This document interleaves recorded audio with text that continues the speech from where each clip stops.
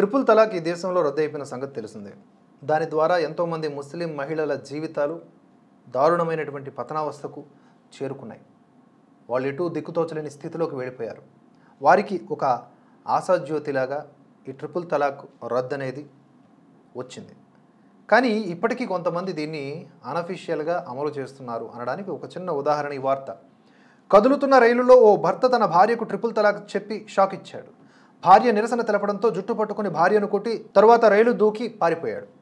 ఈ విచిత్ర సంఘటన ఉత్తరప్రదేశ్లోని కాన్పూర్లో చోటు చేసుకుంది. బాధితురాలు తనకు న్యాయం చేయాలంటూ సీఎం యోగి ఆదిత్యనాథ్ను వేడుకోవడం కూడా జరిగింది.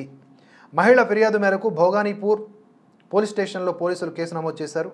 నిందితుడిపై కఠిన చర్యలు తీసుకోవాలని, వరగట్ట వేధింపులకు గురి చేసిన అత్తింటి వారి నుంచి రక్షణ కల్పించాలని కోరుతూ బాధితురాలు ఓ వీడియోను కూడా విడుదల చేసింది. మహిళ ఇచ్చిన ఫిర్యాదు మేరకు నిందితుడితో సహా నలుగురిని అదుపులోకి తీసుకున్నారు. ఉత్తరప్రదేశ్లోని కాన్పూర్, కొత్వాలి ప్రాంతంలోని పుఖ్రాయా పట్టణానికి చెందిన అర్షద్ రాజస్థాన్లోని కోటాలో మహీంద్రా కంపెనీలో పనిచేస్తున్నాడు. రాజస్థాన్లోని కోటాలో అతని ఆఫీసు ఉన్నప్పటికీ గత కొంతకాలంగా భోపాల్లోని ఇంటి నుండి వర్క్ ఫ్రం హోమ్ చేస్తున్నాడు. అర్షద్ బాధితురాలు మ్యాట్రిమోనియల్ సైట్లో కలుసుకున్నారు. ఈ ఏడాది జనవరి 12న పెళ్లి చేసుకున్నారు.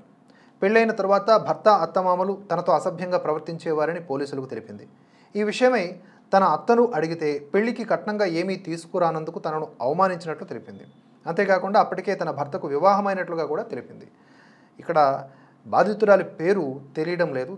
కొన్ని అనుమానాలు వస్తూ ఉన్నాయి ఈ వార్తను చూస్తూ ఉంటే. భర్త తన మొదటి భార్యకు విడాకులు ఇవ్వకుండానే మొదటి పెళ్లి విషయాన్ని దాచి తనను మోసగించి రెండో పెళ్లి చేసుకున్నట్లుగా పోలీసులు ఎదుట చెప్పి వాపోయింది. తనను మోసం చేసి వివాహం చేసుకోవడానికి అతని కుటుంబ సభ్యులందరూ కూడా పూర్తి మద్దతు ఇచ్చినట్లుగా తెలిపింది. విషయం పోలీసుల వరకు చేరడంతో రాజీ కుదిర్చేందుకు యత్నించారని కూడా తెలిపింది ఆమె. ఈ క్రమంలో భార్యతో కలిసి భోపాల్ వెళ్లి బ్రతకాలని నిర్ణయించుకున్నాడు. ఆ ప్రకారంగా తన భర్తతో కలిసి ట్రైన్లో భోపాల్కు వెళ్తోంది.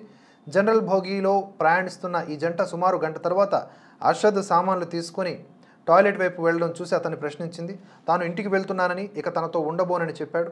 భార్య నిలదీయడంతో ఆమె జుట్టు పట్టుకుని దాడి చేసి ఆ తర్వాత ట్రిపుల్ తలాక్ చెప్పి రైలు దిగి పారిపోయాడు. దీంతో బాధితురాలికి స్వల్ప గాయాలు కాగా జీఆర్పీ ప్రథమ చికిత్స చేసి తిరిగి కాన్పూర్లోని దేహత్కు పంపించారు. తనకు జరిగిన అన్యాయం గురించి ఆ తర్వాత ఆమె పోలీసుల్ని ఆశ్రయించడం జరిగింది. ఇంత కఠినమైన చట్టాలు ఉన్న తర్వాత కూడా ఇలా పేటరేగిపోతున్నారు కాబట్టే Modi uniform civil code, common civil code ఈ భారతదేశంలో అప్లై చేయబడాలి అని పట్టుబడుతూ ఉండడానికి గల కారణం.